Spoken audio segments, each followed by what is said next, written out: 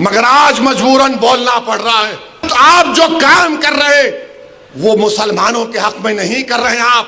अस्सलाम वालेकुम। सबसे पहले मैं अपने बारे में ये बता दूं कि मैं मौलाना सज्जाद नोमानी और बैरिस्टर असदुद्दीन अवीसी के लिए अपने दिल में ज़रा सी भी बुराई नहीं रखता।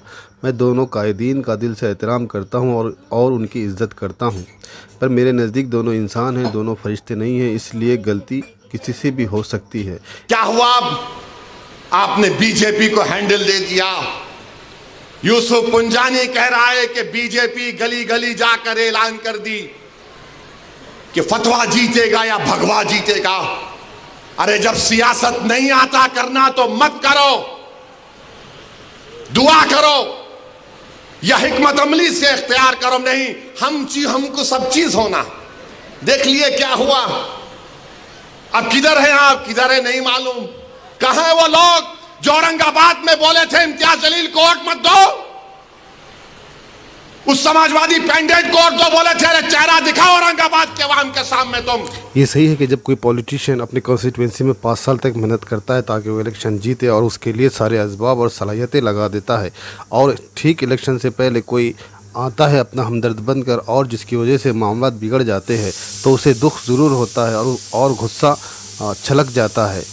मौलाना सज्जाद नोमानी ने जो प्रेस कॉन्फ्रेंस की और अपने फेवरेट लिस्ट को जाहिर किया, ये अपने आप में कोई बुरा अमल नहीं था, लेकिन हमारे यहाँ पर पॉलिटिक्स इतनी गंदी है और इतनी जहरीली है कि अगर यहाँ पर कोई मुसलमान ज़रा सी भी हरकत करता है तो फासिस्ट क़ुव्वतें इसका सहारा लेकर उनके वोटरों को डराती धमकाती है और उनके वोट हासिल करती है।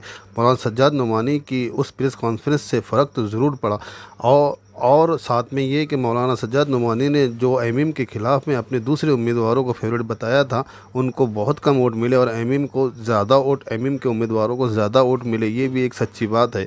लेकिन असदुद्दीन अवीसी का ये कहना कि प्रेस कॉन्फ्रेंस की वजह से बीजेपी को ड्राइवर सीट मिल गई और हैंडल मिल गया, ऐसा नहीं है। बहुत सारे मुद्दे थे और नैरेटिव्स थे जो बीजेपी जिनको लेकर चल रही थी, जैसे वोट जिहाद। मौलाना की प्रेस कॉन्फ्रेंस से ये टर्म हमारे सियासत में मौजूद था। इसी के साथ में एक है तो सेफ है, ये जो नारा है ये बच्चों की ज़बान पर चढ़ गया था। यानी नैरेटिव पोलराइजेशन पूरी तरह सेट था। ऐसा नहीं है कि मौलाना सज्जाद नोमानी की प्रेस कॉन्फ्रेंस की वजह से उसमें मज़ीद इजाफा हुआ, वो पहले से मौजूद था। और ये कहना कि उनकी वजह से इलेक्शन हारे और पूरी तरह से मौलाना की प्रेस कॉन्फ्रेंस ज़िम्मेदार है, ये कहना ज़्यादती है। इसी के साथ में मुझे इस स्पीच में, असदुद्दीन अवीसी के स्पीच में और एक बात ये नज़र आई कि जैसे जैसे असदुद्दीन अवीसी की स्पीच में शिद्दत बढ़ रही थी और सख्त अल्फाज वो बोल रहे थे, वहाँ पर जो अवाम बैठी थी उनमें खुशी की लहर दौड़ रही थी। वो चाहते थे कि और बुरे से बुरा तर बोला जाए और उनको और खुशी मिले। तुम दावा करते हो कौम का, बहुत बोल सकता हूं, याद रखो मेरी जबान को लगाम नहीं है। तुम्हारा घर से निकलना महाल कर दूंगा मैं यहां पे। मगर ये क्या बात है कि इलेक्शन आएगा इनको वोट दो उनको वोट दो। अरे आप लड़ो, आप नहीं लड़ सकते तो अपने दामाद को लाओ, चलो लड़ो ना, क्यों नहीं रोकना? नहीं, हम इनको बोलेंगे उनको बोलेंगे। सुना आपने असदुद्दीन अवीसी का अंदाज़? सुने किस तरह से कह रहे हैं वो। ज़रा सी भी इसमें रिस्पेक्ट हमें नज़र नहीं आती। और अवाम का रिएक्शन देखिए, किस तरह से उनको जोश आ रहा है, किस तरह से मज़े ले रहे हैं और सीटी बजा रहे हैं। तो असदुद्दीन अवीसी से कम असदुद्दीन अवीसी से ऐसी उम्मीद नहीं थी कि वो इस तरह से इस तल्ख़ अंदाज में और इस रवैये के साथ में बात करेंगे। और इसके बाद में तो वो हद ही कर देते हैं। यहाँ सुनिए। अरे लिफाफों पे जिंदगी गुजारने वालों, शर्म से डूब मरो तुम। लिफाफों पर ज़िंदगी गुजारने वालों, ये उलमाओं के लिए कहा जा रहा है। यही असदुद्दीन अवीसी बात करते हैं कि उलमा अंबियाओं के वारिस है, कि अंबियाओं के वारिसों का रिस्पेक्ट इस तरह से किया जाता है कि उन्हें ये ताना दिया जाए कि उनकी ज़िंदगी लिफाफों पर गुजरती है। हम सब जानते हैं हमारे यहाँ पर जो मकातिब है और मदरसे है, खानकाएँ है, ये किसी की ज़ाती खर्च पर नहीं चलते। अवाम चंदा देते हैं, अवाम के ज़रिए से ही उन मस्जिद के इमामों का, वहाँ से देखो तो मदरसों के सारे जो अखराजात है और जो दूसरे फलाई काम है, ये तमाम काम आवाम के ज़रिए चलते हैं, आवाम के चंदे के ज़रिए चलते हैं, उनके लिफाफों के ज़रिए चलते हैं। इसमें किसी का कमाल नहीं है और इसमें किसी की तज़लील नहीं है। और दूसरी बात यह है कि जब ये मदरसे है तभी आपके बच्चों को मकतब में कलमा सिखाया जाता है, तभी आपकी शादी में काजी मुहैया होते हैं और इमाम साहब खुतबा कराते हैं। इसी के साथ में नमाज जनाजा के लिए जो तुम इल्म सीखते हो वो तुम्हें यही लिफाफे वाले सिखाते हैं।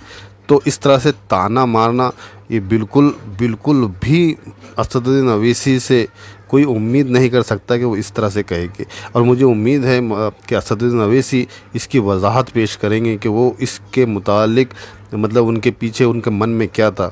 दूसरी बात ये कि उलमाओं को इस तरह से तजलील करना और अवाम का इस तरह से जोश में आके खुश होना, ये बहुत ज़्यादा ख़तरे की घंटी है, एक अलार्मिंग सिचुएशन है।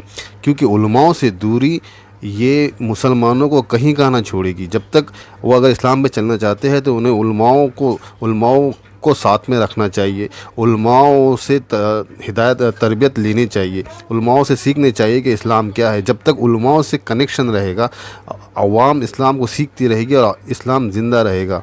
स्पेन में जो कुछ हुआ वो हमारे यहाँ पर नहीं होने चाहिए। उलमाओं की रिस्पेक्ट के मुतालिक मुझे किसी ने एक बहुत खूबसूरत मिसाल दी थी।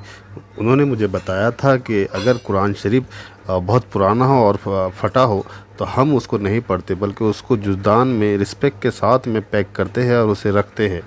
इसी तरह से अगर वो मिस प्रिंट हो तो भी हम उसका फ़ायदा नहीं उठाते, यानी हम उसकी तिलावत नहीं करते, उसको भी हम जुज़दान में पैक करते हैं और अच्छे से रख देते हैं। इसी तरह से अगर कोई आलिम हमें नज़र आए जिसकी हरकतें हमें पसंद नहीं है, जिसकी बोलचाल, जिसके काम काज हमें अच्छे नहीं लगते, तो हमने उससे फ़ायदा नहीं उठाना चाहिए। सिंपल, उससे फ़ायदा नहीं उठाने चाहिए। लेकिन उसको तजलील करना, उसकी बेइज्जती करना, ये हमको ज़ेबा नहीं देता। हमने इस तरह से नहीं करने चाहिए। अरे क्या कर रहे हो तुम लोग? मत करो।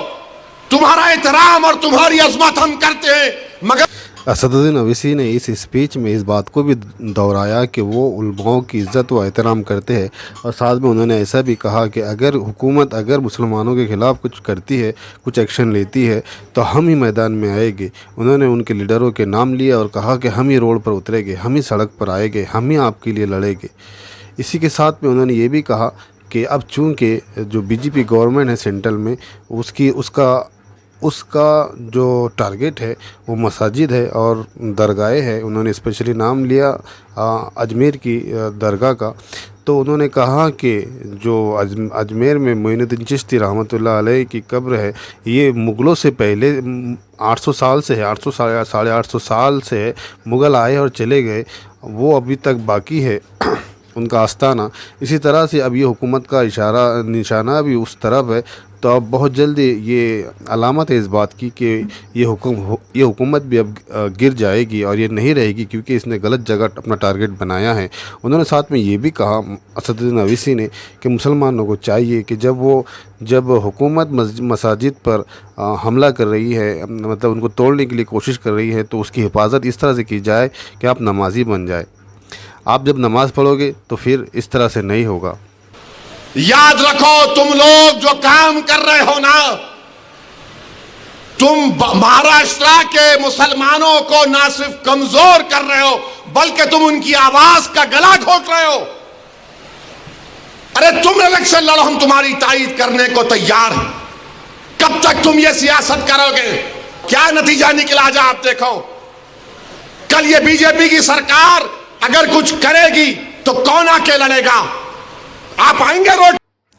मैंने मौलाना सज्जाद नोमानी के बयान में ही उनकी ज़बान से सुना था कि जब दुश्मन को शिकस्त दी जाए तो हिकमत अमली ये बनाई जाए कि दुश्मन को अपने मैदान में बुलाया जाए, ना कि हम उसके मैदान में जाए।